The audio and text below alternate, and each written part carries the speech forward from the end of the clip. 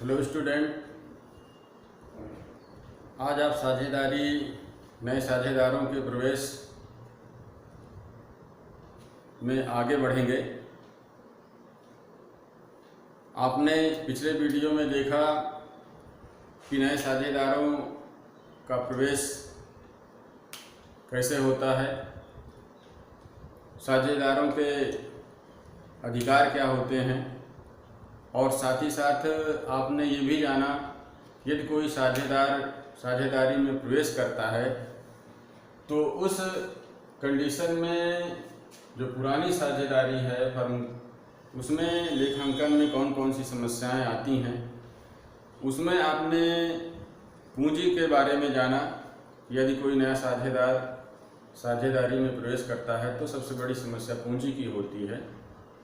उसी क्रम में आज आप जानेंगे जो दूसरा उसका प्रॉब्लम है, समस्या है, वो है लाभ विभाजन अनुपात की। जब कोई नया साझेदार साझेदारी में प्रवेश करता है तो वह पुराने साझेदार के हिस्से में से ही हिस्सा प्राप्त करता है। यहाँ पर यह देखना है कि जो पुराने साझेदार हैं उनमें से किससे कितना हिस्सा प्राप्त हो रहा है, इसकी जानकारी आपको करनी होती है सवाल लगाते समय कि पुराने साझेदारों का हिस्सा क्या है। और नया साझेदार तो शर्तों के अनुसार साझेदारी में प्रवेश करता है तो उसका हिस्सा तो पहले से ही डिसाइड होता है। उसी के आधार पर आप नया लाभ हानि अनुपात निकालते हैं। नया लाभ हानि अनुपात निकालने के लिए 2-3 अलग अलग विधियां हैं साझेदारी में। जो आपके सामने प्रश्न होगा, सवाल लगाने के लिए होगा, उसके कंडीशन के अनुसार आप इन विधियों का प्रयोग करेंगे। तो उसमें सबसे पहले आता है लाभ हानि वितरण में अनुपात, जिसके आधार पर आप नया लाभ हानि अनुपात निकालते हैं। इसको कैसे निकाला जाता है ये बताने से पहले मैं आपको ये एक छोटा सा उदाहरण सवाल के रूप में बताना चाहूँगा, जिसको आप ध्यान से सुनें और उसी के आधार पर फिर आप देखें कि कैसे नया लाभ हानि अनुपात निकलता है। ठीक है बच्चों, तो ध्यान से आप सवाल को सुनेंगे। आ और बा एक फर्म में साझेदार हैं। वे अपने अनुपात में लाभ हानि वितरित करते हैं। उन्होंने सा को 1/5 हिस्से के लिए साझेदार बनाने का निश्चय किया। उपर्युक्त स्थितियों में साझेदार का नया लाभ हानि अनुपात ज्ञात कीजिए। अर्थात ए और बी जो साझेदार हैं अपने लाभ और हानियों को 3 और 2 के अनुपात में विभाजित करते आए हैं। अब तक उन्होंने नया साझेदार प्रवेश किया है फर्म में 1/5 हिस्से के लिए। उसी के आधार पर लाभ हानि वितरण के अनुपात में उसका किस प्रकार से नया अनुपात निकाला जाएगा वो आप देखेंगे।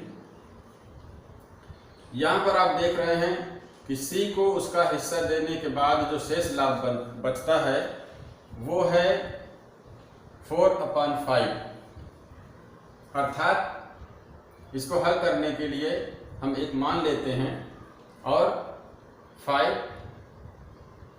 × 1 = 5 - 1/4। यहाँ पर ये 4 हो गया तो 4/5। इसी को आधार मानकर अब हम ए का नया रेशियो निकालेंगे। तो ए के रेशियो के लिए आप यहाँ पर देख रहे हैं 4/5 × 3/5। ये 3/5 यहाँ पर जो दिखाया जा रहा है वो पुराने साझेदारों का रेशियो है। यहाँ पर 3 और 2 का, अर्थात 3 और 2 का ये रेशियो है। इसके आधार पर आप यहाँ पर 3/5 कर रहे हैं। ठीक है, अब आप इसको हल करेंगे। यहाँ पर देखेंगे कि 12/25 अर्थात 12/25 ए का हिस्सा यहाँ पर बनता है। ठीक उसी तरीके से बी का रेशियो निकालने के लिए फिर आप यहाँ पर ये लेंगे 4/5 इंटू 2/5। 2/5 अर्थात ये जो इनका अनुपात है उसके अनुसार बी का जो हिस्सा बनता है वो 2/5 का होता है, पुराना जो हिस्सा था। और उसके आधार पर अब नया जो यहाँ पर इनका अनुपात हो जाएगा वो 8/25 का हो जाएगा। ठीक है। सी का हिस्सा पहले से दिया हुआ है, यहाँ पर 1/5 का वो हिस्सेदार है, 1/5 का हिस्सेदार है।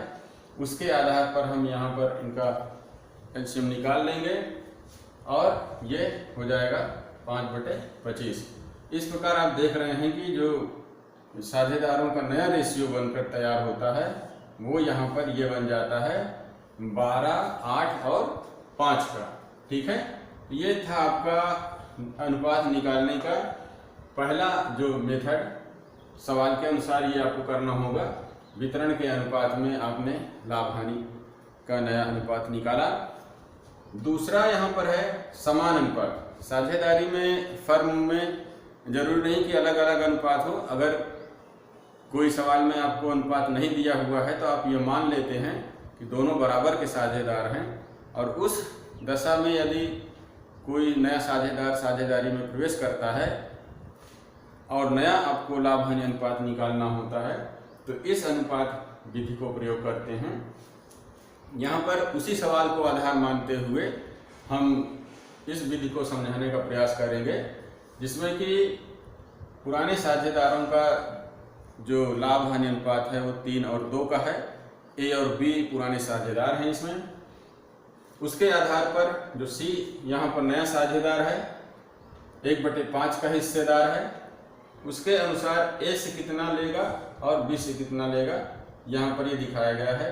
1/5 गुणे 1/2 अर्थात यहाँ पर ये मान लिया गया है कि अब ये बराबर के साझेदार हैं, और उसके आधार पर 1/10 ए का और 1/10 बी का भी यहाँ पर होता है। इसके आधार पर हम ए का नया रेशियो निकालेंगे, जो कि पुराना रेशियो इसका था 3/5, और उसमें से घटाएंगे 1/10 का हिस्सा, तो ये हो जाएगा आपका 5/10। ठीक है। उसी तरीके से बी का यहाँ पर देखेंगे। बी 2/5 का हिस्सेदार था, 1/10 उसमें से अगर घटा देते हैं तो उसका हिस्सा हो जाता है 3/10 का।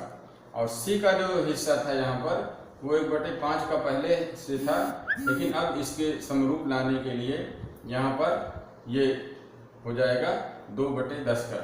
अर्थात जो इसका नया रेशियो बनकर तैयार होगा वो हो जाएगा 5, 3 और 2 का।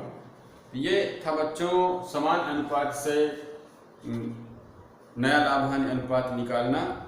तीसरा जो इसका पॉइंट बनता है वो है कि कभी कभी ऐसा होता है कि पुराने साझेदारों में सब साझेदार नहीं तैयार होते हैं नए साझेदार को हिस्सा देने के लिए, तो उनमें से कोई एक से ही वो हिस्सा लेता है, या कोई एक ही तैयार होता है कि मैं अपने हिस्से में से नए साझेदार को हिस्सा दूंगा।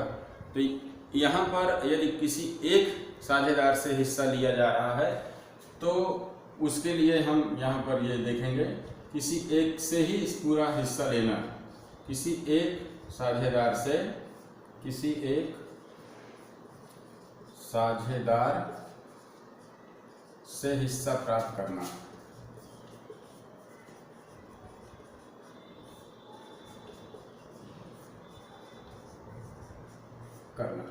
ठीक है। इसका मतलब यह हुआ कि अब ये उसी सवाल के अनुसार जो मैंने आपको पहले पढ़कर सुनाया है, 3 और 2 के अनुपात में ही उनका रेशियो है, और उस आधार पर यहाँ पर एक ही साझेदार से यहाँ पर लिया जाएगा नए साझेदार का हिस्सा। हम ये मान लेते हैं कि जो साझेदार है यानी जो सी है वो सिर्फ ए से ही संपूर्ण हिस्सा प्राप्त करता है, तो उस दशा में आपको जो नया रेशियो निकालना होगा वो कुछ इस तरीके से होगा। ए से ही मान लिया जा रहा है यहाँ पर कि ए से ही संपूर्ण हिस्सा ले लिया गया है, और अब आपको ए का नया हिस्सा निकालना होगा। तो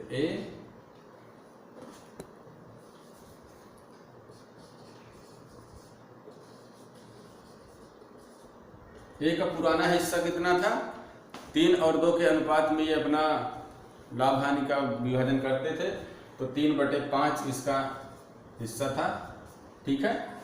और अब 1/5 इसमें से नए साझेदार को देना है, तो 1/5 यहाँ पर माइनस कर देंगे, ये कितना हो जाएगा 2/3 में से 1 घटा देंगे यहाँ पर, तो ये हो जाएगा आपका 2 और ये 5।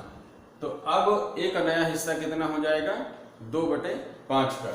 बी का हिस्सा कितना था पहले से, बी का पहले से 2/5 का हिस्सेदार था, और जो सी है वो नया साझेदार है, वो 1/5 हिस्से के लिए फर्म में प्रवेश कर रहा है। तो इस प्रकार हम देखेंगे यहाँ पर कि तीनों का जो नया अनुपात बन रहा है वो है आपका 2, बी का भी 2 है और सी का हो गया यहाँ पर, ठीक है 1।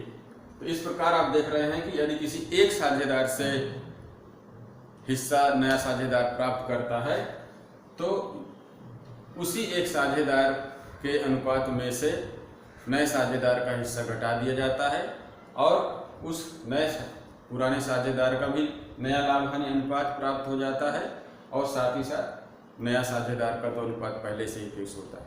तो जब भी कभी सवाल में आपसे पूछा जाए या सवाल को आप ध्यान से पढ़कर देखें कि नया साझेदार किसके हिस्से में अपने हिस्से को प्राप्त करेगा, उसी के आधार पर आप नया लाभ हानि अनुपात निकालेंगे और उसी के अनुसार उसके द्वारा जो लाई गई गुडविल है उसको विभाजित करेंगे।